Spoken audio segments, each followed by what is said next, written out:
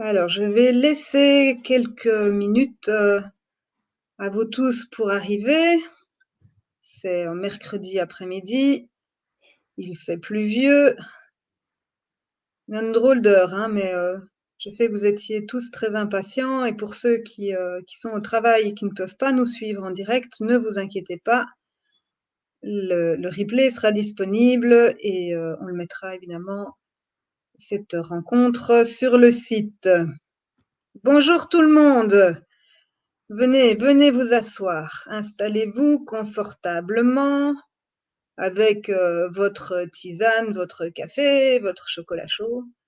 Éventuellement, pour les plus frileux, cette saison, le vin chaud, hein. Ce sera peut-être nécessaire. Ici, il fait franchement pluvieux et très très froid. Alors aujourd'hui, on avait envie de vous proposer un moment de réflexion sur notre devenir commun.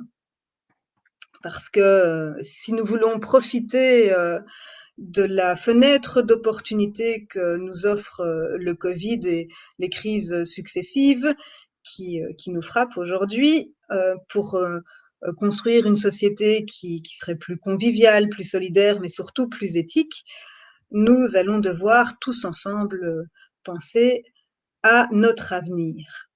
Alors, à ce propos, vous allez déjà prendre votre agenda et faire une petite croix à la journée du samedi 21 janvier 2023 parce que nous vous proposons de venir participer à un colloque organisé avec l'aide de Monsieur Jacques Follon, qui est un grand spécialiste du RGPD, un colloque autour d'un enjeu de société qui est très important puisque c'est le respect de la vie privée.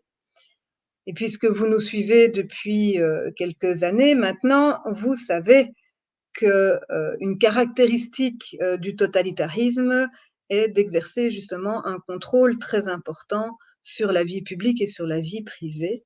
D'ailleurs, on a des exemples de plus en plus frappants dans notre quotidien ici en Belgique, puisque vous avez entendu peut-être mon appel par rapport à cette nouvelle réglementation autour des soins de plaie, puisque le personnel soignant, les infirmiers, les infirmières à domicile sont maintenant obligés de faire des photos de vos plaies et de les partager sur le réseau Santé Wallon.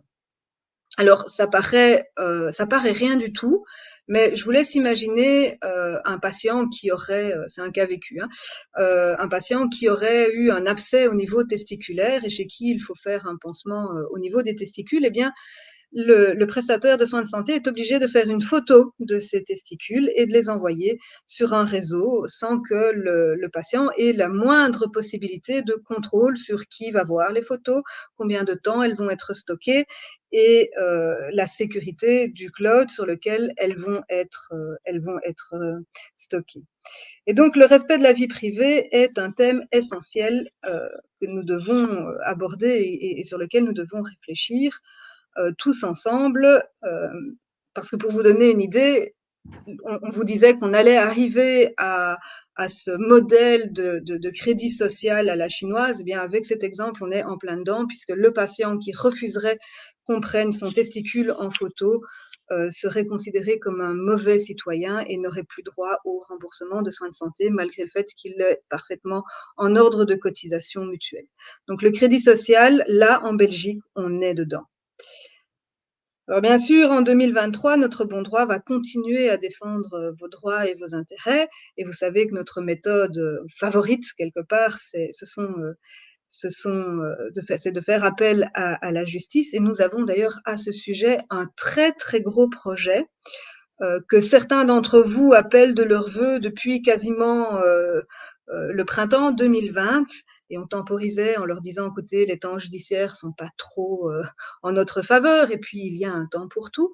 Et là, nous pensons qu'il y a une fenêtre d'opportunité effectivement pour déposer un recours à l'instar de ce qui se fait actuellement en Suisse ou en France et qui mettra nos autorités et nos politiques et nos autorités sanitaires face à leurs responsabilités et cette fois-ci devant un véritable tribunal, pas devant un tribunal populaire. Ça, c'est notre gros projet 2023. Alors, il y a d'autres projets connexes parce que vous savez que nous aimons bien construire une stratégie juridique, hein, de jeter des bases sur lesquelles des murs peuvent venir se placer. Et donc, il y a plein de projets juridiques en 2023. Et vous savez que tout ça coûte évidemment pas mal de sous, même si, vous le savez aussi, tous les avocats avec qui nous travaillons l'ont toujours fait, je ne vais pas dire de façon bénévole, mais l'ont toujours fait vraiment parce qu'ils étaient animés par une cause en travaillant au forfait. Ce qui fait que nous avons toujours réussi à contrôler le budget de façon très facile. Et je peux vous assurer que les budgets, les forfaits qui nous ont été demandés étaient véritablement très, très, très bas par rapport au nombre d'heures que les recours ont demandé. Alors c'est bientôt la période de Noël et donc si vous aviez envie de faire un petit cadeau, un petit don à votre association préférée, je peux vous assurer qu'il sera le bienvenu et vous pourrez vous dire que ce don permettra de protéger les plus faibles et les plus fragiles de notre société puisque vous le savez certainement, les vaccins ARN messagers ont reçu les autorisations de mise sur le marché pour les 0 à 5 ans. Et notre projet véritablement tend à protéger les plus jeunes, les enfants et les adolescents de cette vaccination qui montre aujourd'hui de plus en plus d'effets secondaires gravissimes. Voilà, je vous demande maintenant d'accueillir très chaleureusement Stella et Madame Valérie Bugot pour réfléchir à notre avenir de société en commun. Bonjour Valérie. Bonjour Isabelle, je vous remercie beaucoup de m'accueillir à l'occasion de votre live. Bonjour Valérie, ici Stella. Bonjour Stella. Merci beaucoup Isabelle pour ce résumé. On aurait encore beaucoup à dire sur d'autres recours que nous avons mis en place, mais on vous en parlera à une autre occasion. On est très honorés aujourd'hui de recevoir Valérie Bugot. Un nombre considérable de nos abonnés vous suivent, Valérie, et depuis longtemps. Alors, je n'ai plus besoin de vous présenter, mais je rappelle que vous êtes docteur en droit, ancienne avocate fiscaliste, analyste en géopolitique, juridique, économique. Vous œuvrez pour le droit, notamment via votre initiative Révolu Droit. Et vous êtes l'organisatrice du colloque que nous avions relayé, qui a eu lieu le 29 novembre, sur la nouvelle entreprise. Et c'est pour ça que nous vous avions convié aujourd'hui pour nous parler justement de la nouvelle entreprise, l'avenir juridique de l'entreprise, pourquoi c'est un changement de paradigme. Et c'est pour ça que nous sommes très heureux de vous avoir aujourd'hui. Et je vais vous poser la première question, Valérie. Justement, pourquoi la nouvelle entreprise? On va commencer par là. N'hésitez pas à poser vos questions. Nous les prenons au fur et à mesure. Et voilà, je vous laisse la parole. Je vous remercie, Valérie. Merci à vous Stella et merci Isabelle, je renouvelle mes remerciements. La nouvelle entreprise, c'est toute une histoire en fait. D'abord, ça vient de mon histoire personnelle et cette histoire personnelle, et ça je dirais que c'est presque maintenant un lieu commun dans ma famille, rejoint l'histoire de la France et finalement, maintenant on n'en est même plus à la France, mais on en est à la civilisation européenne. Donc c'est quand même assez étonnant, les événements qui se sont accélérés ces derniers temps et qui ont mis en lumière un phénomène qui est certes ancien et qui était souterrain et invisible et qui aujourd'hui devient lumineux pour à peu près tout le monde. Pourquoi la nouvelle entreprise? Parce que, dans le cadre de tous mes travaux, de recherche, juridique sur l'entreprise, et au-delà parce que vous savez quand on fait un travail sérieux, on s'intéresse surtout à la contextualisation de son sujet.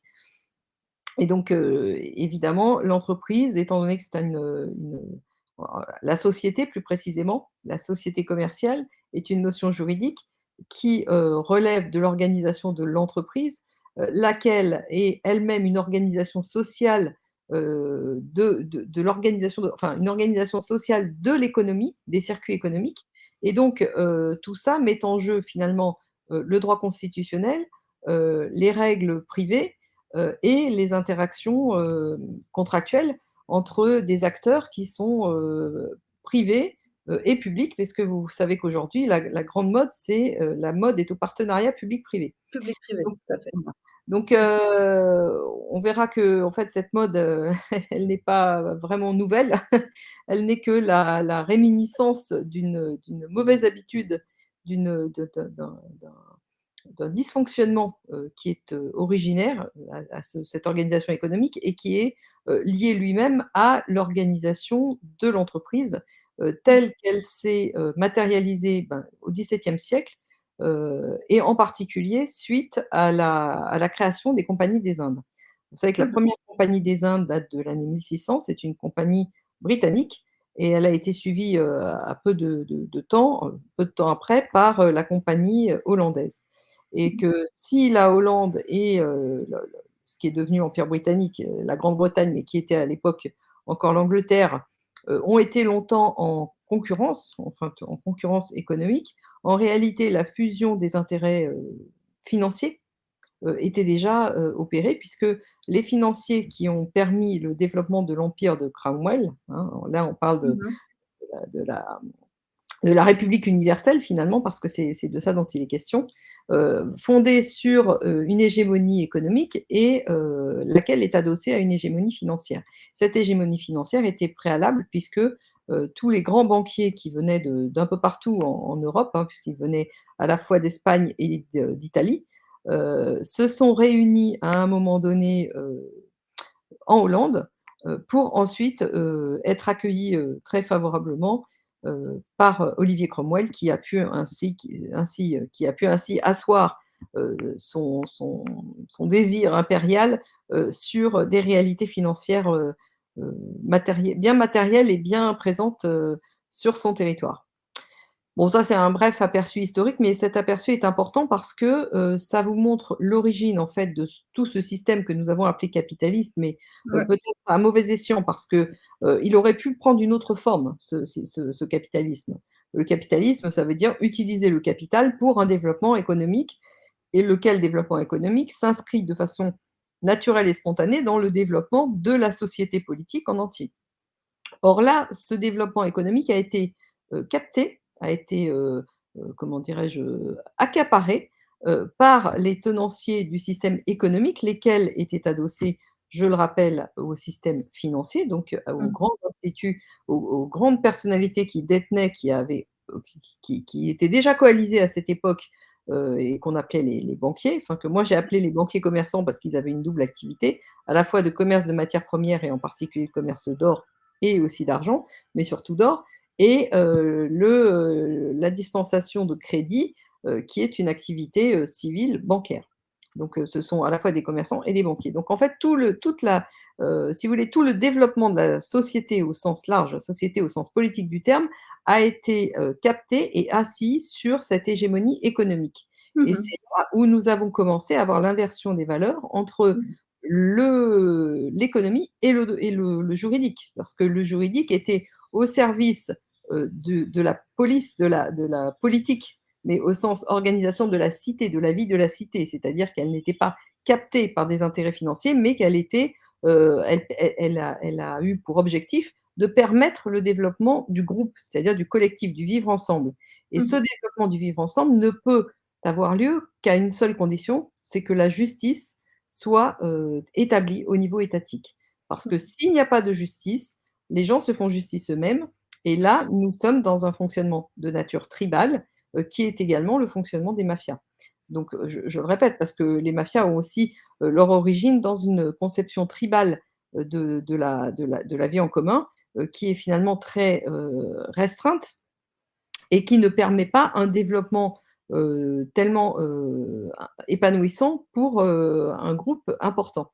Donc, si on veut que disons que ce qui a permis le développement de la civilisation qu'on a appelée civilisation européenne, c'est justement la capacité d'un groupe important à se non seulement à se coaliser, mais aussi à se, à s'organiser, et cette organisation n'a pu se faire qu'autour du concept, parce que c'est un concept de justice. Et cette Mmh. justice, elle est évidemment et elle a toujours été fondée sur la recherche de la vérité et la recherche c'est-à-dire du vrai, mais au sens, équilibre, équité, au Oui. sens, au sens où, on ne peut pas, pour des raisons, formelles, heu, on ne peut pas pour des raisons formelles attendez, j'ai un petit souci technique là, heu Allez-y. voilà, ça y est, excusez-moi. On ne peut pas pour des raisons formelles, renoncer à une justice, qui est une justice un peu immanente dans le sens où, même si vous appliquez des textes qui sont des textes qui ont l'air, justes, Mmh mh. on peut arriver à une solution injuste et Oui, pour tout à résoudre fait. ça, on a créé enfin, c'est organisé finalement toute une, hem enfin, l'État a été organisé autour de cette histoire de justice, de ce concept de justice. Donc Mmh aujourd'hui et depuis ce développement, cette excroissance économique sur le politique, hein, et bien, nous assistons exactement à une régression, donc à un phénomène inverse dans lequel la justice disparaît au profit d'un intérêt, privé, qui est l'intérêt, des castes économiques dominantes, laquelle mh. lesquelles castes sont assises, une fois de plus, sur la domination, monétaire et donc on est en train, depuis finalement le XVIIe siècle, d'aller vers un mouvement rétrograde de plus en plus, évident, vers la disparition de tout ce qui avait permis la civilisation de se développer. Oui, Donc tout à fait. ça, c'est c'est disons, c'est le résultat, de toutes mes recherches sur l'entreprise. Mais au-delà de ça, il est évident que quand on a compris que l'entreprise, c'était l'organisation économique et que l'organisation économique avait pris le pas sur l'organisation Oui, politique, eh tout bien, à nous fait. sommes là dans des concepts qui sont des concepts beaucoup plus larges que la seule économie, le droit et la réglementation. Mais nous sommes véritablement dans ce qu'on appelle la politique, c'est-à-dire un retour à l'interrogation politique. Qu'est-ce que ça c'est que la politique? Comment, des intérêts, particuliers, individuels ont pu, capter, la capacité à générer des règles qui s'appliquent à tout le monde et Tout à fait. sans que personne finalement ne trouve, à redire. Mmh. Oui, ou qu'en tout cas, même si on y trouve à redire, on a énormément de difficultés à faire entendre notre voix, parce que comme vous le dites, quelque part, la justice a littéralement disparu, ou en tout cas ne joue plus son rôle de garant du bien commun et quelque part donne tous les intérêts à ses intérêts privés.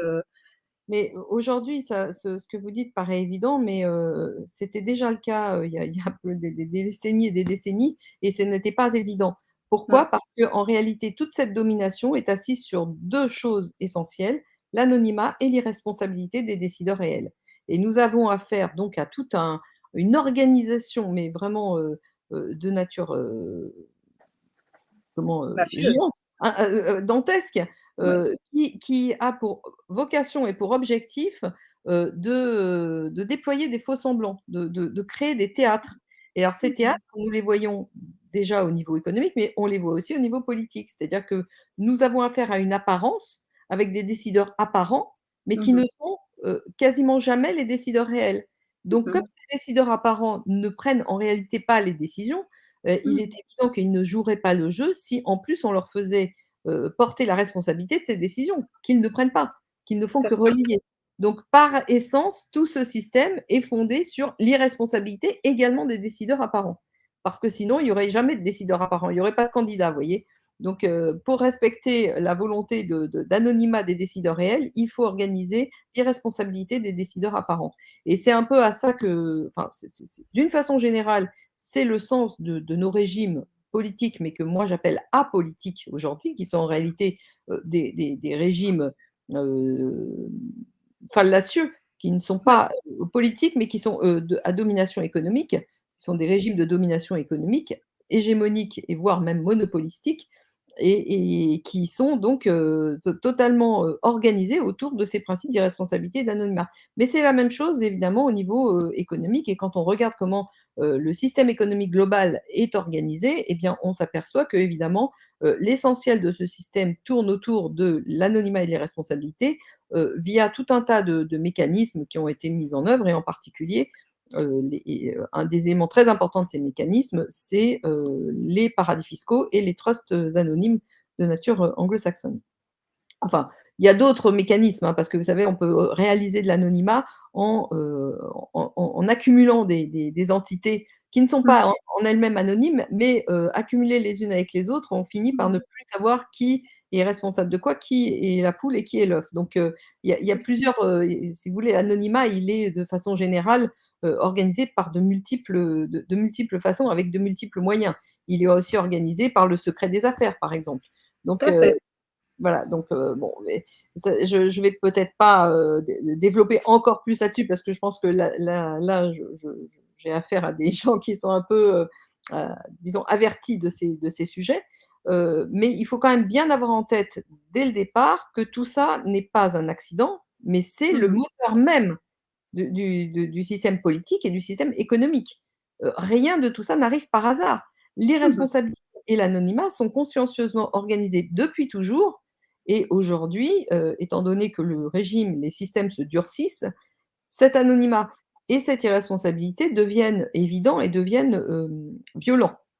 Mmh. Tout à Mais fait. ils existaient avant, ils étaient moins évidents et donc moins violents, mais ils étaient déjà là, présents, et justement, moi, quand j'ai commencé mes travaux, ils étaient je les ai rendus apparents, mais, à la limite que pour moi seule. Oui, Personne oui, c'est autour, ça. n'avait conscience de la réalité du mécanisme sous-jacent et qui demandait qu'une seule chose, c'est d'arriver à maturité, c'est-à-dire, d'arriver, officiellement, à la vue de tous. Ce que nous Oui, avons oui, commencer à comprendre avec l'hystérie covidique.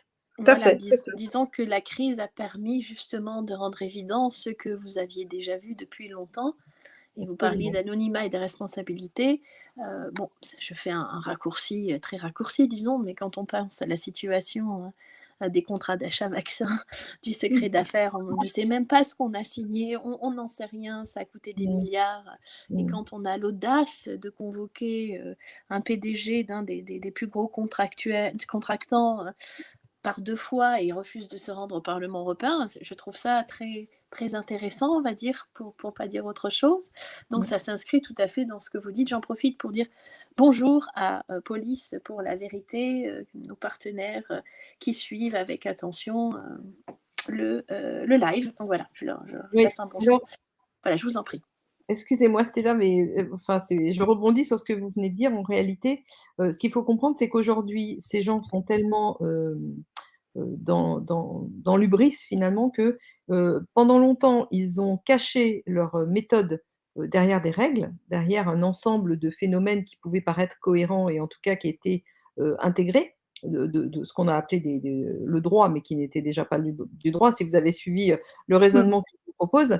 Mmh. Néanmoins, aujourd'hui, même les règles qu'eux-mêmes ont établies, ils s'en dispensent, tout à Tout à fait fait. volontiers parce qu'ils sont dans une situation de monopole, dans lequel ils ne risquent plus rien, en fait.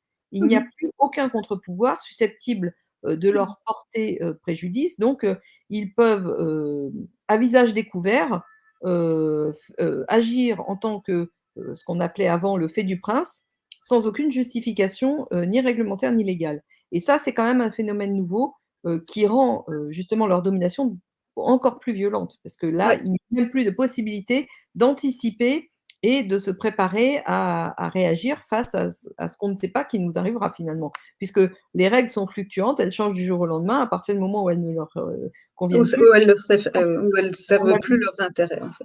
absolument, mais on l'a vu, notamment dans le développement des règles européennes, hein, au niveau de l'Union, au niveau des traités européens, mais de toutes les directives, de tout et là, maintenant ça devient tellement, énorme puisque, même, pour, ce qui est de la responsabilité effectivement, contractuelle, que vous évoquiez tout à l'heure avec à propos des contrats, d'injection, j'appelle pas ça des vaccins, hein, Ouais, excusez-moi. D'injection et je ne sais même pas si on peut appeler ça, enfin de avec un terme médical parce que là, je pense qu'on est plutôt dans l'ingénierie mmh. technique, hein. Et bien, on se rend compte que maintenant, il y a plus rien qui les arrête en fait et que les Mmh. règles, ne sont même plus ouvertement respectées. En tout cas, ils ne font même plus semblant de les respecter ouvertement et ça, c'est quand même, insistons là-dessus, une nouveauté.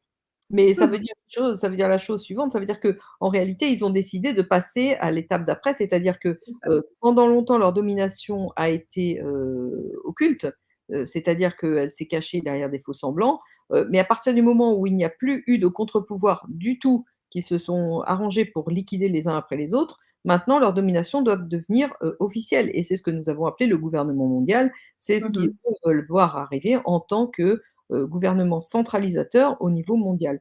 Mais, je dirais que ça, ce projet est à mon avis, En très, très, difficulté. très abîmé. En tout Donc cas, on va tout faire pour s'y opposer et d'ailleurs, du coup, Valérie, par contre, la nou on n'est pas les mieux placés pour s'y opposer, hein. Je pense qu'au niveau mondial, c'est fini. Enfin, ils sont en train de dire renoncer parce qu'ils ont compris qu'il y avait des contre-pouvoirs, des gens qui s'opposaient à eux. Mais au niveau européen, là, pour l'instant, je ne vois, aucun contre-pouvoir effectif, qui pourrait, les freiner dans leur tentative, dans leur tentation, totalitaire. OK, beh, il va falloir remédier à ce constat alors. Valérie, la nouvelle, entreprise alors, ça correspond à un Alors là changement de paradigme? Ah oui, oui, la nouvelle entreprise, ça correspond à un changement de paradigme parce que, ça rétablit l'équilibre, qui a été rompu initialement entre les gens qui ont été chargés de développer, des idées, de développer, ce qu'on a appelé l'objet social des sociétés, c'est-à-dire les gens qui travaillaient, concrètement dans la société pour aboutir à un objectif, de nature économique qui est de remplir l'objet social et puis Mmh. ceux qui apportaient les capitaux pour faire travailler les autres. Et dès le départ, selon cette conception initiale issue donc des compagnies des Indes, nous avons eu une rupture une rupture d'égalité, enfin une asymétrie définitive entre, le pouvoir politique qui a été affecté intégralement aux apporteurs de capitaux et les gens qui travaillaient concrètement, c'est-à-dire, là on peut parler finalement d'économie réelle, les gens qui travaillaient réellement à développer les projets, qui n'ont jamais eu le pouvoir politique au sein de, l'organisation, de l'entreprise. Donc là, c'est quelque chose qui n'est pas excusable, qui n'est pas, compréhensible et qui n'est pas acceptable.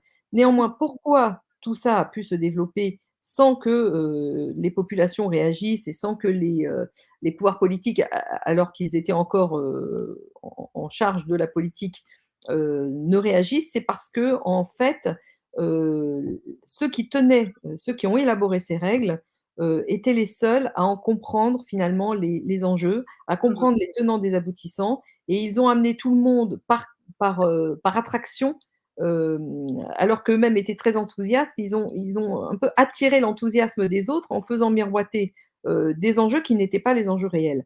Les enjeux Mmh. réels ont toujours été des enjeux de puissance et de pouvoir et Mmh. les enjeux, qu'ils ont fait miroiter, c'était: «On va développer la civilisation, tout le monde va pouvoir s'enrichir, ça va être merveilleux» et cetera et cetera. En omettant de façon systématique qu'eux-mêmes étaient chargés de mettre les plafonds de verre, c'est-à-dire, les, niveaux, auxquels le commun des mortels que les niveaux que le commun des mortels, autant, entreprises que État ne pourraient pas, dépasser, puisque, l'échelon supérieur leur échappait de façon définitive. Donc, Mmh. c'est là où, en réalité, ils ont, agi par ruse et aussi, parce qu'ils détenaient, les règles de la connaissance, étant donné Mmh. que ce sont eux-mêmes qui ont établi ces règles-là, qui ont établi les règles, du pouvoir économique, au niveau financier et au niveau de l'économie, Mmh. réelle qui ne l'est plus aujourd'hui. Vous savez qu'elle est financiarisée. Donc, Ouais. à partir du moment où vous avez qu'un groupe de gens qui détient, la connaissance des enjeux, il a pu faire un peu, n'importe quoi. Aujourd'hui, on a quand même beaucoup évolué, c'est-à-dire qu'il y a pas mal de gens en capacité de comprendre les vrais enjeux de la technique et à ce moment-là, ils sont quelque part aussi en concurrence avec les nouveaux arrivants, avec le bémol qui n'est pas anodin, vous l'avez constaté, qu'en fait, ceux qui comprennent les règles et ils sont quand même assez peu nombreux, mais beaucoup plus qu'avant, Mmh. heu, ont eux-mêmes un intérêt, ont été attirés, c'est un peu la technique des mafias, vous savez, vous donnez une carotte et un bâton, ont été attirés, dans un espèce de piège, une toile d'araignée qui fait que leur intérêt personnel va dans le sens de développer l'intérêt, privé de cette caste et à la fois S'ils s'en éloignent, alors leur intérêt personnel parce qu'ils sont, valorisés dans la société, leur statut s'améliore et cetera. Ils ont des promotions, permanentes et puis, s'ils n'obéissent pas, la sanction est là. Qu'ils en soient ou non conscients, cette sanction arrive, par le biais soit du statut, social, soit, éventuellement, on l'a vu, à plus d'un égard, par, l'assassinat ou la disparition Mmh. d'accidents, l'organisation d'accidents et cetera. Mmh. Donc nous sommes vraiment réellement dans une forme de nouvelle d'organisation mafieuse, qui n'est pas, stricto sensu tribal parce que tribal suppose une organisation géographique. Or là, c'est une, organisation qui n'est pas géographique, qui est liée à la capacité, du pouvoir monétaire et du pouvoir, capitalistique, dans quelques mains, mais qui ne sont pas des mains, liées à des intérêts, stratégiques, géographiques, mais qui sont liées à des intérêts plutôt, nomades et apatrides. Et comment est-ce que la nouvelle, ce changement de paradigme, la nouvelle entreprise peut venir, contrecarrer alors cette, organisation mafieuse? Et ben, la nouvelle entreprise vient contrecarrer en reprenant le fil du développement économique là où il a été interrompu, c'est-à-dire en rééquilibrant, les pouvoirs entre ceux qui travaillent dans l'économie réelle, ceux qui travaillent qui ne sont pas dans la virtualité, capitalistique, mais qui sont, par leur activité quotidienne aux prises, du développement d'un projet ou, d'une idée, qui travaillent concrètement eux-mêmes à la réalisation d'un objectif, qui soit matérialiste ou immatériel. Ça peut être un Mmh. service ou ça peut être, Mmh. toute activité humaine, mais qui ne soit pas lié à la dématérialisation, capitalistique.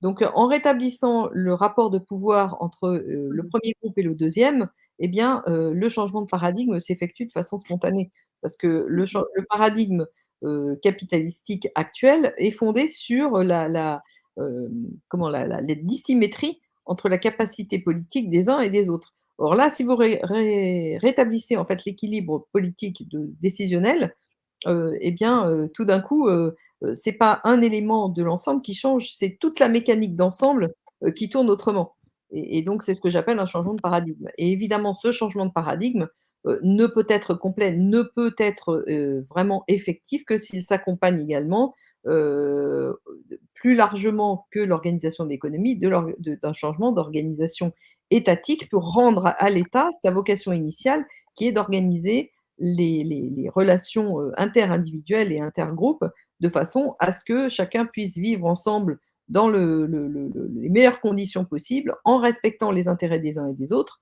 ce qui n'est pas le cas dans nos gouvernements et puis ensuite en rendant la justice. Voilà.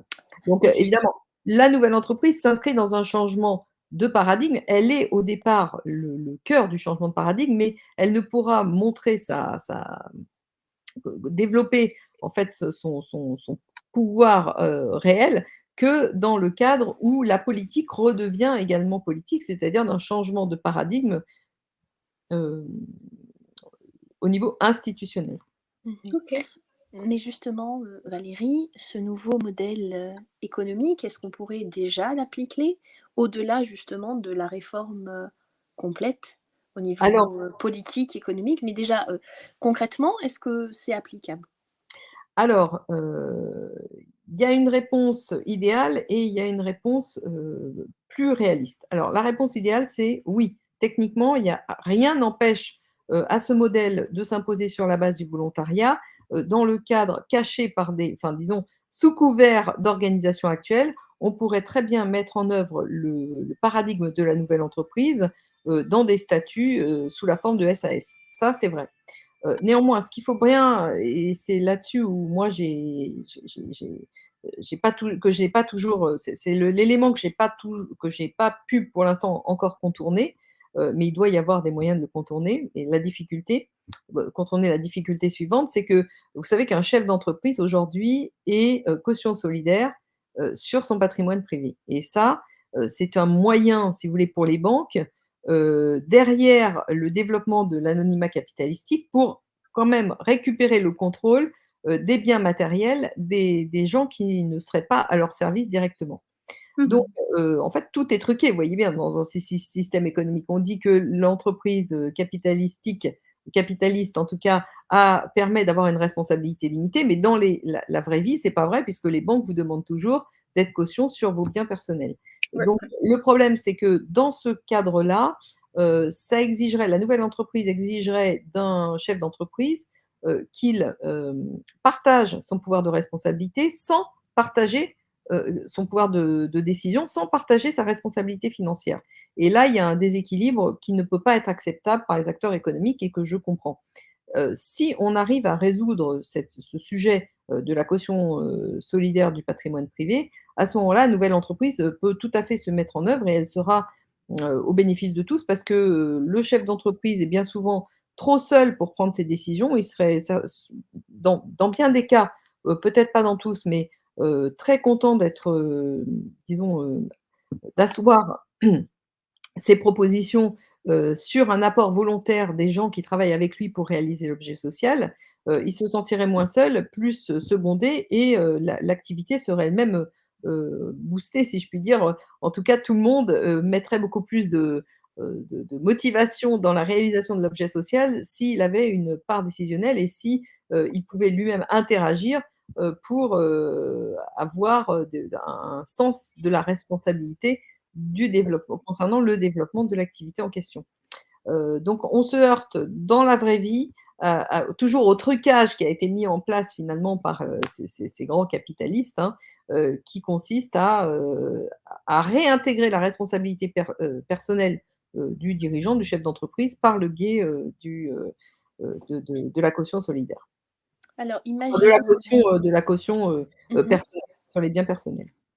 Merci Valérie. Bah, alors imaginons que ce modèle, on arrive, à le mettre en place.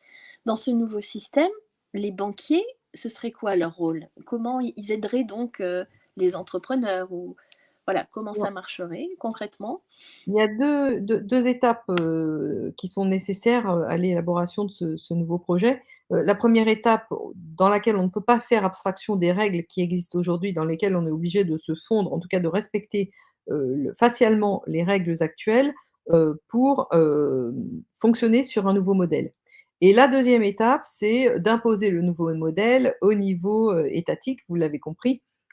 Et dans ces cas-là, dans ce nouveau modèle qui est celui que j'élabore dans le cadre de Révolu Droit, donc renouveau et évolution du droit, eh bien, vous avez la disparition effectivement, non pas le concept de banque parce il y aura toujours un besoin, monétaire, hein, la monnaie ne disparaît pas dans mon projet, mais par contre, ce qui disparaît, c'est le concept de banque privée et de captation des intérêts, généraux par, cette caste qui représentent des intérêts ultra, confidentiels finalement. Quand je dis confidentiel, c'est, qui concerne une très petite minorité d'individus sur cette terre et qui s'accaparent le monopole, de dire et de faire le droit pour tout le monde. Mmh. La votre question c'était? Ah oui, co les banquiers, bah, en fait, Le le rôle rôle de des la banquiers banque. dans un premier temps, il resterait celui qu'il est aujourd'hui, c'est-à-dire, apporter un financement, éventuellement à l'entreprise telle qu'elle se construit autour des apporteurs, de capitaux, des apporteurs de travail. Mais les apporteurs de travail peuvent aussi continuer à faire, disons à fonctionner avec le système des prêts bancaires tel qu'il existe aujourd'hui. Ça si vous voulez, la nouvelle entreprise, peut très bien s'inscrire dans le cadre actuel, du fonctionnement, bancaire tel qu'on le connaît. Il est évident que son évolution et pour qu'il diffuse toute sa substance, sa substantifique moelle, le paradigme devra évoluer, de façon à faire en sorte de retirer le pouvoir, aux grands banquiers qui se sont accaparés notamment par l'institution des banques centrales. Donc la monnaie est réélaborée, dans le cadre d'un État digne de ce nom et elle est, disons, elle est diffusée, elle est émise et diffusée, par rapport aux intérêts du terrain. Donc c'est-à-dire de chacun des citoyens, qui a, ses besoins quotidiens et son activité à développer. Donc, dans ce cadre, dans ce deuxième temps, les banques disparaissent et le rôle du banquier n'existe plus puisque ce sont les groupements Mmh. d'intérêts qui affectent la monnaie en fonction des besoins. Si vous voulez, au lieu d'aller montrer votre business plan à votre banquier, vous irez montrer, si vous voulez créer une entreprise, votre business plan à vos pairs, qui travaillent dans le Mmh. même, groupement d'intérêts que vous et qui décidera, enfin, disons, qui se prononcera ou non sur la pertinence, de votre projet et éventuellement si, la décision est négative, vous aurez des recours, organisés juridictionnellement, pour faire appel d'une décision qui n'aurait pas été satisfaisante, aux yeux de celui qui demande les capitaux. Donc je ne sais On a pas une si question, pardon, excusez-moi, de Philippe qui demande si, justement, est-ce que vous parlez des sociétés coopératives? Alors je ne sais pas exactement, alors, le oui, modèle de la nouvelle entreprise, il faut bien le comprendre, remplace toute autre forme d'organisation d'activité. Donc, c'est un modèle unique qui remplace à la fois les associations, les coopératives, les groupements, les GIE tels qu'on les connaît aujourd'hui, les sociétés, capitalistes, les sociétés civiles. Enfin, il n'y a plus qu'une seule forme, d'organisation de l'activité humaine, sachant que à l'intérieur de chaque cas particulier, de chaque entreprise, il y aura toute les marges de manœuvre pour développer une culture d'entreprise particulière.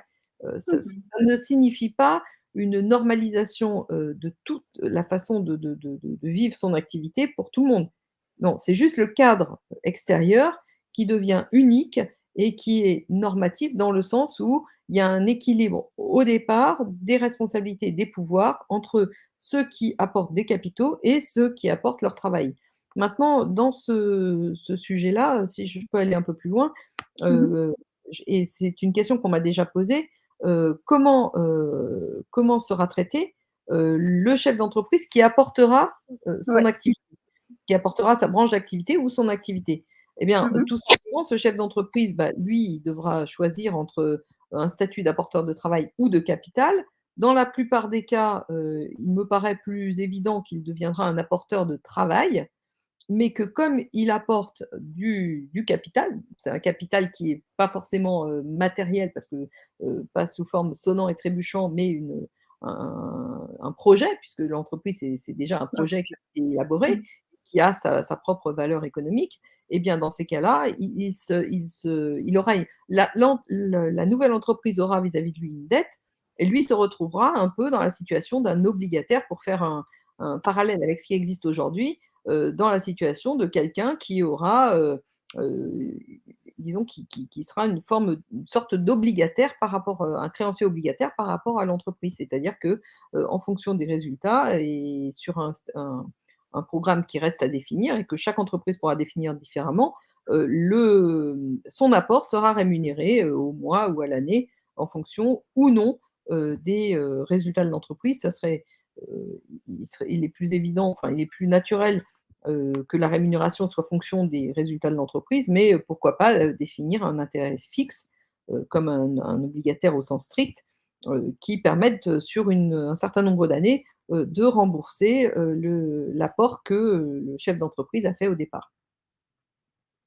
et je rebondis, alors j'ai une question, alors peut-être c'est pas forcément, un sujet, dont vous voulez parler, mais quand vous parlez justement de la réalité, économique du terrain, quand je vous entends, parce que c'est pas du tout un domaine que je connais, on est diamétralement opposés avec, disons, hem, c'est pas une envie, mais l'initiative de passer à une monnaie numérique, au tout numérique, à un euro numérique, à une identité numérique.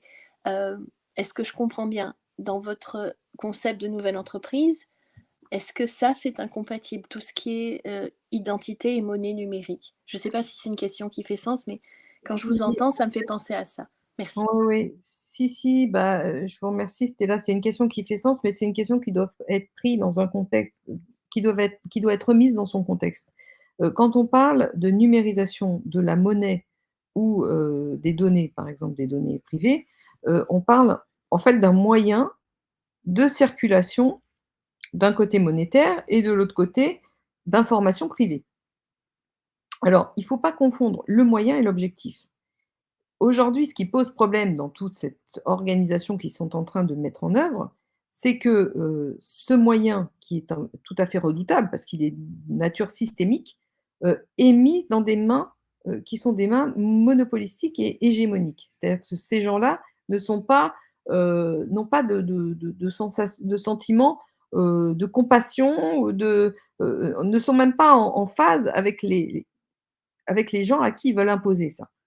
Ils sont uniquement dans une optique de domination. Mais si, le développement technique et en particulier la numérisation, était dans les mains, des gens à qui finalement à qui elle va s'appliquer, et si les règles de ce développement, étaient contrôlées par les gens qui en sont les principaux acteurs, aujourd'hui les principales victimes, vous voyez que, tout changerait enfin, l'optique, serait différente, et ce que nous voyons aujourd'hui comme une direction esclavagiste, pourrait au contraire apparaître comme un soulagement de toute cette paperasse qu'on nous impose aujourd'hui. Mmh. Vous voyez, il y a toujours deux façons de considérer un moyen. Vous avez un marteau. Le marteau, il peut servir à enfoncer un clou pour faire une maison, ou il peut servir à tuer son voisin en lui donnant un coup sur la tête. Vous comprenez? Un moyen n'est qu'un moyen. Ce qui compte, c'est la fin. C'est qui utilise ce moyen et dans quel but. Donc aujourd'hui, ce qui pose problème à mon sens, ce n'est pas tant le moyen et le développement technique en soi, mais c'est les objectifs de ceux qui sont en contrôle de ce moyen. Et c'est ça qui pose problème. Si vous changez, qui contrôle la nature des gens qui contrôlent, ces moyens, vous changez, radicalement la nature du problème. C'est tout à fait vrai. On a pu le remarquer avec disons, des informations qui nous remontent du terrain, tout à fait, qui peuvent paraître tout à fait anodines, mais qui justement, peut inquiéter. L'intention n'est pas forcément mauvaise, mais quand moi j'entends que, des gens qui nous disent qu'ils sont allés dans tel magasin acheter quelque chose et on leur demande leur carte d'identité, parce que c'est plus simple pour, faire le cumul des points, de carte de fidélité. Voilà, Mmh. ça va déjà, de mon point de vue, trop loin. C'est pour ça aussi qu'on fait un colloque sur le GDPR en janvier, Oui, oui. mais c'est exactement ce que vous dites. C'est Bah oui, comment va être utilisé ce moyen, et ça peut être très insidieux, et ouais. parfois on donne l'impression au public qu'on est, pas parano, mais qu'on est trop vigilant, mais on Ouais. va, si justement, comme vous l'expliquez si bien, c'est mal utilisé et il y a des mauvaises intentions, on court à la catastrophe. Et ça, c'est Mmh. tout à fait vrai aussi dans votre domaine. Alors, concrètement, Valérie, parce qu'on a beaucoup d'entrepreneurs qui nous suivent, Ouais. c'est quoi la prochaine étape? Oui, je Là, vous en prie. Oui. si je peux juste me permettre, vous avez parfaitement raison, et là-dessus, il faut vraiment attirer l'attention des auditeurs, sur le fait qu'actuellement, en l'état actuel du contrôle, qui s'impose à nous, toute avancée, vers une centralisation numérique est un danger mortel. Tout à fait. Ça, il faut bien le comprendre. Mais ce n'est pas un danger mortel en soi, c'est un danger mortel parce qu'aujourd'hui, ceux qui sont en contrôle n'ont aucun contre-pouvoir et sont C'est tout ça. puissants, et veulent nous mettre, clairement en esclavage. Donc Mmh ils mh. vont passer justement, ils se parent, du fait que, le moyen n'est qu'un moyen et que c'est soi-disant, à notre, avantage, alors qu'en Mmh. réalité, dans la position dans laquelle ils sont, qui est une position Dommage. d'hégémonie et de monopole, Mmh. ce Mmh. moyen ne peut être que, pervers et très, très dangereux pour nous. Donc Tout là-dessus, à vous fait. avez parfaitement raison. Au contraire, il faut bien insister beaucoup sur le fait que, tout ça va dans un sens, va vers une mise en esclavage radicale de l'individu. Mais c'est pour ça qu'on est Néanmoins, là, juste pour faire une parenthèse. Après, je vous redonne la parole justement pour que vous nous expliquiez les prochaines étapes. Alors, qu'est-ce qu'on fait? Mais justement, nous, on le voit surtout ici en Belgique, c'est que déjà, il y a la centralisation des données personnelles et des données médicales sur la carte d'identité. mmh, Et donc, si vous mettez bout à bout tout ce qui est en train d'être mis en place, parce que bien sûr. justement, on va avoir la technologie encore plus rapide si on met en parallèle la 5G, la reconnaissance faciale. Vous mettez tout bout à bout et vous voyez que, aïe, parce que dans certains pays, on dit bah ce serait bien. Bon, en Suède, ils ont fait marche arrière, mais par exemple, ce serait bien. Pour le moment, j'ai un portable, j'ai un pass, puisqu'on a eu malheureusement le précédent avec le pass et malheureusement en France le pass vaccinal. Moi personnellement, dans ma vie, je n'aurais jamais cru vivre ce genre de choses. Mmh, Mais donc voilà, on entend passe carbone. Enfin voilà, donc il y a une convergence qui, mmh, qui personnellement, moi, m'affole. Et Mmh. alors encore, elle est dématérialisée sur un appareil qui n'est pas nous. Mais à terme, voilà, hein, on peut penser, Mmh. certains aimeraient bien qu'on ait une puce ou carrément ce soit avec des données biométriques. On Mmh. scanne mon iris et voilà, c'est magnifique. J'ai plus Mmh. besoin d'ouvrir mon porte-monnaie, rien du tout. Mmh. C'est affolant et justement, les gens doivent être très vigilants parce que justement, sous couvert de simplification, eh Mmh. bien, comme vous dites, on crée, c'est un cauchemar, hein, de mon point de vue, c'est absolument un C'est cauchemar. C'est et orwellien, ouais. et s'il vous plaît, restez vigilants, je dis ça à tous nos amis qui nous suivent et qui nous suivront en replay. Le fait de dire: «Je suis honnête, je n'ai rien à cacher», c'est Non. absolument le mauvais postulat de base parce que Mmh. justement, c'est pas ça la liberté de dire: «Voilà, moi je n'ai rien à cacher, allez-y». Mmh. Parce que là, c'est la fin, puisqu'après Mmh. vous aurez, comme l'a dit Isabelle au début, on s'amène, à petits pas, mais c'est chaque pas Mmh. compte vers le Mmh. crédit social parce que Mmh. voilà, vous avez Mmh. bien ça commence comme ça, vous avez bien trié vos déchets. Ah, c'est très bien. Voilà et donc au fur et à mesure, ben, on crée un monstre et on pourra plus faire machine Ouais, arrière. tout à fait. Donc c'est maintenant qu'il faut agir. Désolée pour Alors la parenthèse. oui, Je oui. vous en Non, prie. non, non, mais en fait, ce monstre, justement, ce qui doit inquiéter les gens, c'est le système de convergence. Parce que si Mmh. si la le la si la capacité de contrôle était dans des mains divergentes, il y aurait pas cette convergence, permanente et définitive, dans la même direction, si vous voulez, de tous ces phénomènes, technologiques qui vont dans la même direction. Vous auriez des développements technologiques à droite, à gauche, mais ils ne seraient pas tous convergents vers le contrôle de l'individu. Donc effectivement, ça c'est un signe justement que le contrôle est hégémonique. C'est cette convergence auquel on assiste et en particulier, dans les capacités numériques de contrôle des individus.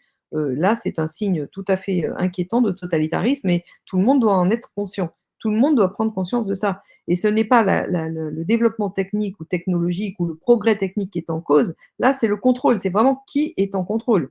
C'est le sujet, il faut le remettre dans sa bonne direction. C'est-à-dire qu'il ne s'agit pas de remettre en cause le progrès technique, il s'agit de remettre en cause celui qui contrôle le progrès technique. Et c'est là où, C'est ça. ma nouvelle entreprise peut intervenir et c'est là où le seul moyen de s'opposer à toute cette mascarade, cette illusion, qui restera plus une illusion très longtemps du reste, c'est un changement de paradigme.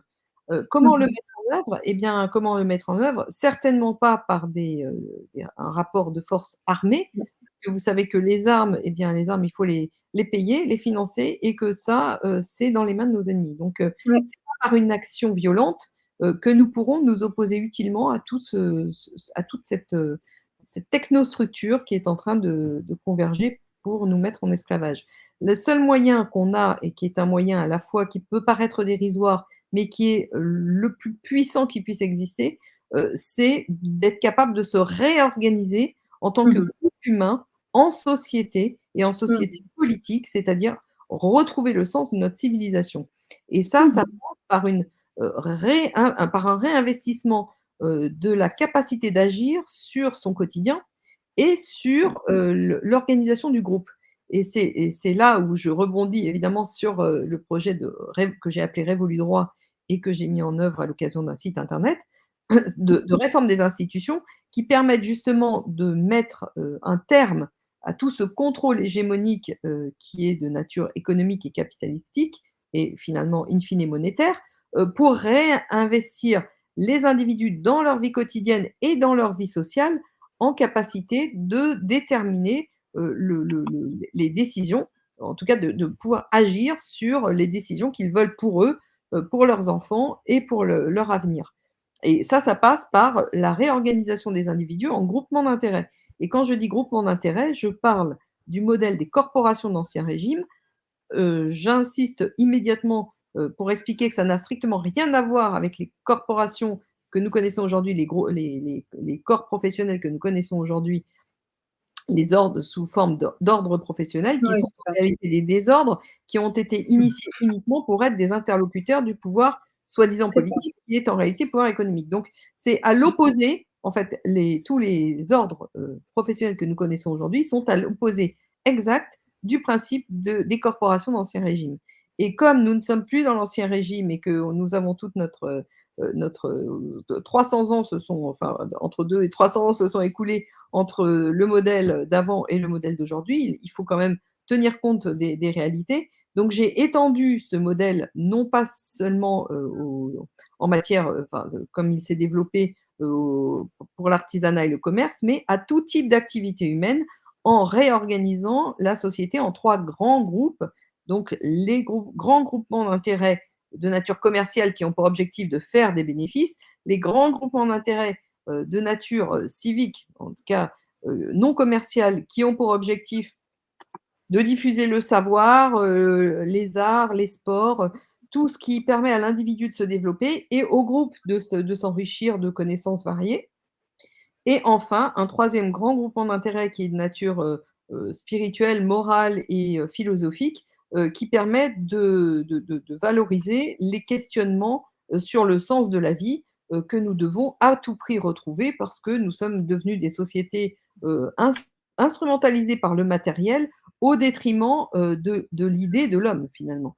Donc, étant donné que toutes les grandes religions ont été subverties de l'intérieur par ce pouvoir temporel, mais qui est finalement un pouvoir financier, et qu'aucune grande religion n'échappe à ça, on ne peut plus se fonder aujourd'hui comme hier sur une grande religion qui a, en particulier sur le catholicisme, qui a été à l'origine de la civilisation européenne, puisque aujourd'hui ce dernier est totalement subverti au profit des puissances financières. Donc il Mmh. réinvestir en fait le concept spirituel, mais au sens noble du terme, Mmh. c'est-à-dire pas au sens domination d'un groupe sur un autre, mais au sens de trouver justement du sens à l'existence, à la réalité de l'être physique par rapport à l'être spirituel, à l'être, disons, qui n'est pas matériel, mais qui est tout en pensée et en devenir. Voilà, donc je m'excuse de le dire, beaucoup de gens appellent ça de l'utopie, beaucoup d'autres estiment que le moyen n'a pas l'air d'être suffisamment puissant. Or, je peux vous dire que à partir du moment où les individus réinvestiraient ce nouveau système, c'est-à-dire se réapproprieraient la politique, Oui, tout tout à ce qui fait. existe aujourd'hui deviendrait desséché, en fait. Vous savez, Mmh. c'est comme, une guerre qui se termine faute de combattants. Donc, Oui, c'est ça, tout à fait. c'est Mais le moyen le plus puissant, et le plus redouté d'ailleurs de nos adversaires. Parce que nos adversaires ne redoutent pas, des échauffourées militaires ou, armées, parce qu'ils auront toujours ils auront toujours le dessus. le dessus sur ce genre de manifestation. En Oui, tout revanche, à fait. sur une manifestation de réhabilitation du collectif, ils seront Mmh. totalement démunis. Oui, oui, tout à fait. Oui, oui et puis je pense que les grandes idées utopiques ont déjà mené le monde. Alors si c'est une utopie, ma foi, tant mieux.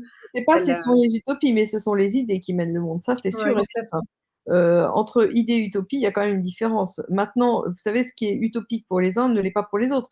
Quand Mmh. on comprend en fait la substance qu'est-ce que c'est vraiment que le pouvoir? Le pouvoir est inhérent à la nature humaine, il ne disparaîtra jamais. Il faut simplement l'encadrer et faire en sorte qu'il soit le moins hégémonique possible, avec le plus de contre-pouvoirs possible. Et justement, dans Révolu droit, toute l'organisation est fondée sur le fait d'avoir des contre-pouvoirs. Donc, non seulement de pouvoir matérialiser politiquement des intérêts catégoriels, mais en fait de faire en sorte que les intérêts catégoriels des uns s'opposent aux intérêts catégoriels des autres. Or aujourd'hui, vous avez bien compris qu'il n'y a pas d'intérêt catégoriel représenté politiquement autre que l'intérêt catégoriel détenteurs de monopoles capitalistes. Donc en fait, c'est un véritable changement de paradigme et c'est un changement de paradigme qui permet un retour à la vie en commun, en fait, à Mmh. l'organisation sereine du groupe, à la capacité du groupe à vivre, en fait. Moi, j'ai une question, Valérie, merci beaucoup. Et j'entends bien, et si je peux faire une nouvelle parenthèse, vraiment des étapes préliminaires, mais on est quand même très loin de l'objectif, c'est déjà de réinformer les gens sur leurs droits, sur le système, comment ça fonctionne, pour qu'ils se réapproprient déjà le pouvoir qu'on leur a pris, même bêtement, parce que justement, ils pensent qu'ils sont à la merci, ils le sont dans une certaine mesure, mais ils n'ont même pas la connaissance du fonctionnement, ou vous allez me dire c'est peut-être illusoire, mais des recours. C'est pour ça que nous, on passe beaucoup de temps aussi à réinformer en donnant la bonne information, des droits des gens, parce que ça aussi, on les a coupés complètement de cette réalité-là. Et ça rend la situation pire. Donc voilà, ça c'est vraiment une étape tout à fait préliminaire. Mais la question, parce que je vois dans le chat, on me dit, voilà, concrètement, ok, j'embarque. Qu'est-ce que je fais demain? Voilà. Comment comment je me situe? Concrètement, je fais quoi? Première étape. Oui, mais Voilà. c'est ça. Mais en fait, les gens posent la question parce qu'ils ne comprennent pas. Ils ne comprennent pas qu'ils peuvent vivre autrement que la façon dont ils vivent aujourd'hui. Alors, pour revenir sur votre sujet de réapproprier le droit, en fait, il faut bien comprendre que les règles actuelles ne permettront jamais de gagner le combat parce qu'elles sont truquées. Donc, par contre, en revanche, l'étape la plus importante que vous remplissez, à mon sens, à merveille, c'est, de faire comprendre aux gens, qu'ils ont été dépossédés de leur, quotidien, de leur réalité, de leur pouvoir politique, à la fois sur eux et sur le groupe, en montrant que les règles, sont celles qui sont mises en avant sont systématiquement celles qui sont contraires à leurs intérêts, mais ça suppose que l'individu soit capable d'identifier quel est son intérêt à lui et aujourd'hui, avec toute la propagande massive que nous subissons depuis des décennies et des décennies, il se trouve que, et moi je le constate, que les gens, bien souvent, n'arrivent même plus à identifier ce qui est bon pour eux, ce qui ne l'est pas, ce qui est utile à leur développement et ce qui ne l'est pas. Ils prennent pour des choses utiles des événements qui sont tout à fait néfastes et pour des choses positives, des trucs qui sont tout à fait négatifs. Donc, il faut aussi réapprendre à être à l'écoute de soi, à avoir confiance en son jugement, et à nouveau prendre, les armes, en l'occurrence les armes juridiques, celles qui restent encore disponibles, pour effectivement commencer à lutter. Parce qu'on ne de toute façon, le changement de paradigme passera par la lutte, mais c'est pas une lutte armée, c'est une lutte des mentalités, des esprits pour se réapproprier en réalité, la le sens de sa propre vie, quoi. Et donc, vous avez raison, il faut en passer par l'arme juridictionnelle, sachant qu'aujourd'hui, et ce n'est presque plus à démontrer, et ça, c'est des discussions que j'ai eues avec de nombreux avocats depuis le début de cette hystérie covidique, c'est qu'en réalité, c'est pas parce que les actions seront presque toujours perdantes qu'il ne faut pas les mener. Bien au contraire, non seulement il faut les mener, mais il faut les mener en pensant que de toute façon, on n'aura pas le dernier mot technique dans ce combat-là, mais que le plus important, c'est de mener le combat politique, de Ouais. mener le combat, de dire peu importe, en tout cas, on les met face à la réalité et ensuite on pourra les astreindre en responsabilité quand on aura bien démontré à tout le monde que toutes leurs règles sont frauduleuses, en fait, Oui, tout et à fait. ne sont pas appliquées, dans un sens, honnête. Ne sont pas ni pour rechercher la vérité, ni pour rechercher l'équilibre, ni pour rechercher la justice. Mais ça, il faut le rendre visible aux yeux de tous et le seul moyen de le faire de rendre visible aux yeux pardon, de rendre visible ce phénomène aux yeux de tous, c'est effectivement d'attaquer en justice tous azimuts dès qu'on peut, au civil, au pénal, en responsabilité financière et en responsabilité pénale. Bon, bah, ça, on le fait. Ça, Ouais, oui, ah bah, ça pas c'est tout le temps. formidable. De toute façon, ça c'est une étape tout à fait impossible à sauter. Enfin, on doit en passer par là et c'est comme ça que les gens vont comprendre, en fait. On Oui, tout à utilise, fait. parce que souvent on nous dit: «Voilà, ça ne sert plus à rien d'aller en justice», et Non, parce que la on justice, il s'oppose à faut ça. évidemment, c'est pas une justice, c'est une justice de caste aux mains de nos ennemis. Donc on peut rien attendre d'elle concrètement. C'est normal puisque toute l'organisation sociale a été déviée de sa fonction politique. Donc évidemment, sur la finalité, il n'y a rien à en attendre, mais il ne faut pas agir en étant naïf. Il faut agir parce que cette action a une valeur politique. Politique, tout à fait. C'est pour ça que nous utilisons les outils juridiques qui à notre disposition en ayant conscience de ça, mais on a quand même parfois des belles surprises quand la justice Oui, nous donne raison parce qu'on se dit: «Ah tiens, ça fonctionne encore un peu», donc on est bien content. Oui, parce que Heu, tout système repose sur des hommes et les hommes, exactement. ne sont pas permanents. C'est-à-dire qu'ils ont pu être, convaincus, un temps et puis, ils peuvent changer d'avis aussi. Donc, il faut aussi mener il faut aussi jouer cette carte-là, Mmh. du fait que nous avons encore affaire à des hommes et vous savez que, la justice, va tendre à être rendue, bientôt, de façon, par des intelligences artificielles. En tout cas, en France, c'est la direction très évidente vers laquelle nous dirigeons. Et donc là, on n'aura même plus ça à notre disposition pour réagir. Donc il faut maintenant, qu'on a oui, il encore faut réagir maintenant. compter sur, aussi sur, le fait que, ben, ils peuvent aussi être, disons, impermanents. Ouais. Vous avez tout à fait raison malheureusement. Donc, il y a pas mal de sujets que nous allons, à nouveau discuter en live prochainement. Donc, effectivement, l'intelligence artificielle, ça aussi, malheureusement, c'est sur le tapis. Hem, Ah bah, Aussi pas l'intelligence mal de artificielle, oui, c'est le complément, de la numérisation, c'est le complément, en fait, au niveau des services, d'où toute la mécanisation qui s'est mise en place et qui, attend à réduire l'employabilité des humains en matière, heu, de fabrication matérielle, mais aussi mmh aujourd'hui en matière de services. Mais l'humain, c'est pas une capacité à produire et c'est là où on a été, induit en erreur. On a été fourvoyé dans une voie sans issue, une impasse dès le départ. On a Mmh. confondu l'humain avec sa capacité de production.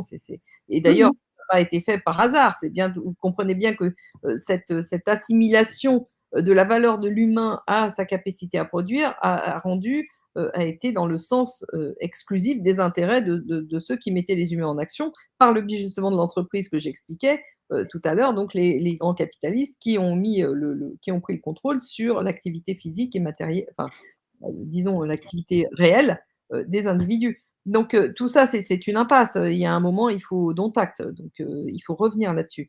Et pour revenir, donc à la question, à la réponse, hem, de la question posée par vos auditeurs en désarroi, et je le répète, ce désarroi n'a pas lieu d'être, parce que, enfin, en tout cas, moi, je propose une solution, qui est relativement facile à mettre en œuvre, se réorganiser par centre d'intérêt, par groupement d'intérêt, en réélaborant ces règles de fonctionnement. Alors évidemment, dans un premier temps, eh ben, il y aura pas de sécurité sociale, qui sera élaborée tout de suite parce que Mmh mh. ça ne pourra se faire que dans le dernier temps, c'est-à-dire que quand, Ouais. le système aura basculé, mais il ça ne demande ni d'argent, ni de lutter contre toutes les lois existantes, que de s'organiser ensemble pour réélaborer par écrit, les règles de sa profession ou Mmh de mh. l'activité dans laquelle on évolue. Ça, il y a rien ne peut, il y a aucun obstacle à ça. Le seul obstacle, c'est dans la tête des gens: «Comment je vais faire? Machin». Alors nous, on donne quand même un peu des techniques. On donne un guide dans Révolu Droit, donc j'invite les gens à aller, s'instruire parce que là, on est vraiment dans l'instruction publique, en fait, hein. On n'est Ouais. pas dans un, c'est pas une idéologie, c'est aller, concrètement, se renseigner sur ce qu'est Révolu Droit, parcourir le site, réfléchir dessus et savoir ensuite se poser la question: «Qu'est-ce que j'aime faire dans la vie? Est-ce que j'aime faire le métier que j'ai fait pendant 20 ans ou 30 ans ou 5 ans ou 50 ans?» C'est-à-dire, plombier, jardinier, je ne sais quoi, ou informaticien. Ou est-ce que moi, j'ai des compétences, je sais pas, en musique, en danse, en sport ou je sais pas quoi et je veux m'investir dans une activité qui soit une activité, bah, qui a utilisé que j'ai pratiquée en annexe de ma vie, mais qui est en réalité mon activité principale, celle que j'aime faire. Et donc je vais retrouver des gens, qui sont intéressés par cette activité-là et on va élaborer tout un règlement intérieur de fonctionnement, les règles qui sont impératives, celles qui les écueils à éviter et cetera, tout en respectant, alors là j'insiste beaucoup, la charte des valeurs fondamentales parce que tout le Mmh mh. développement de Révolu Droit est fondée sur le respect de la charte des valeurs fondamentales, Mmh elle-même mh.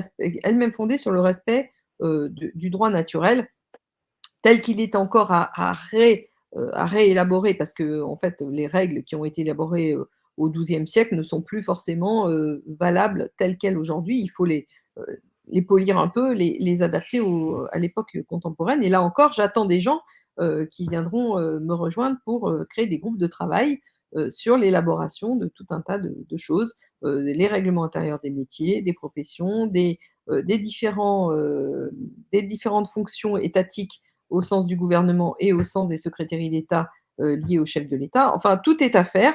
Je ne peux pas construire ça toute seule, donc il faut me rejoindre, mais je ne, peux être, organiser les choses que petit à petit parce que, je suis toute seule, j'ai pas de moyens et qu'on a une petite équipe, de gens prêtes à vous accompagner, mais, on ne peut pas faire, tout d'un coup passer du coq à l'âne. Il y a aussi un travail personnel de la part des auditeurs, pour comprendre, le sujet, savoir comment, ils peuvent, s'investir et puis travailler de leur côté, en autonomie pour ensuite venir nous voir, savoir comment, intégrer leur travail dans l'ensemble, savoir s'il y a une cohérence, qu'est-ce qu'il faut changer, qu'est-ce qu'il ne faut pas changer, et cetera. Parce que nous, on est là pour garantir la cohérence et l'organisation de l'ensemble, en fait. Merci Valérie. Donc, comme Valérie, vient de vous le dire, allez jeter un œil C'est ça. et allez, consulter le site révoludroit, .fr et Ouais. également référez-vous, au colloque du 29 novembre que, Valérie a 21. Ah, organisé. 29, pardon. 29 novembre qu'elle Ah a oui, 29. organisé, qu'on met en ligne au fur et à mesure. Ouh, pardon. On met en ligne au fur et à mesure. C'est également sur le site et la chaîne de Valérie en ligne. Et également, il y a une série de livres. Moi, je vous avoue, j'ai pas tout lu, j'en ai lu qu'un. Mais si vous en avez l'occasion, hein, un cadeau de Noël, La nouvelle entreprise de Valérie Bugout aux éditions Sigeste. Ou alors, c'est celui-là que j'ai lu, Les raisons cachées du désordre mondial, Mmh. analyse de géopolitique économique, juridique et monétaire. Ça, c'est très intéressant pour ceux qui voudraient creuser. Valérie, le mot de la fin. Euh, Le mot de la fin, c'est que j'appelle les gens, en fait, à reprendre confiance en eux. Parce qu'ils sont Mmh. déstabilisés. Aujourd'hui, on sent bien qu'il y a une instabilité, liée au fait qu'ils n'ont plus de repères. Mais les repères ne Mmh. doivent pas venir de l'extérieur. Une fois de plus, les vrais repères sont des repères intérieurs. Qu'est-ce qui est bon pour nous? Qu'est-ce qui ne l'est pas? Qu'est-ce que je peux faire sans attendre de l'aide d'autrui? Qu'est-ce que moi-même je peux apporter à moi et aux autres avant d'attendre des autres qu'ils viennent nous servir de béquilles, pour, entreprendre les choses ou, nous guider comme des nouveau-nés, vers la marche debout. Non, chacun doit vraiment reprendre confiance en soi et se mettre à agir à agir en tant qu'individu responsable, raisonnable et capable tout simplement. Vous n'êtes pas, des adultes incapables. Vous n'êtes pas, dans une, dans on vous a fait croire que vous étiez incapable, mais ce n'est pas vrai. Et justement, de ce point de vue-là, j'ai presque envie de dire que les gens les moins instruits sont les plus capables, dans la mesure où ils n'ont pas été, endoctrinés, où leur cerveau n'a pas été, rendu confus, par des règles qui étaient des règles, artificielles, en fait. Mmh. Merci Merci beaucoup Valérie. Valérie. Est-ce qu'on peut compter sur vous pour un prochain live? Parce qu'on a beaucoup de questions sur la monnaie. Donc ça Oui, viendra sur le tapis. avec Donc grand voilà. plaisir. Oui, oui, avec grand Merci plaisir. à vous. Je compte bien aussi organiser un colloque sur la monnaie dans le courant de l'année prochaine. Superbe. Alors Magnifique. vous nous tenez au courant de la date immédiatement et nous on va parce que il y a vraiment beaucoup de questions à ce Mmh. sujet Mmh mh. et je pense que les auditeurs de notre bon droit seront ravis de connaître la date et de Mmh. pouvoir, y participer. Alors, Et sachant on, quand même qu'il est évident que le projet Révolu droit s'inscrit et se compose notamment d'une réforme monétaire, mais c'est une réforme du concept monétaire et une fois de plus, la monnaie peut très bien circuler à la fois de façon dématérialisée et matérielle, dans un concept où elle n'est pas accaparée par un petit nombre de banquiers, Mmh. qui contrôlent son émission et sa circulation. Donc tout le sujet, c'est de déconcentrer le pouvoir, heu Mmh. la réforme des institutions va avec une déconcentration du pouvoir. Mmh. Parfait. Merci Valérie. N'hésitez pas à nos auditeurs si vous avez encore des questions, puisqu'évidemment on en risque d'en avoir beaucoup plus en replay. Mmh. Nous les collecterons et on en parlera à Valérie si elle a la gentillesse à un moment de les regarder. On aura des éléments de réponse par la suite. Et voilà, tout sera disponible en replay également sur le site de Valérie Bugeaud. Voilà, merci à tous. Merci à tous et bon après-midi. Merci Valérie. À Merci à très vous, bientôt. Au avec revoir. plaisir.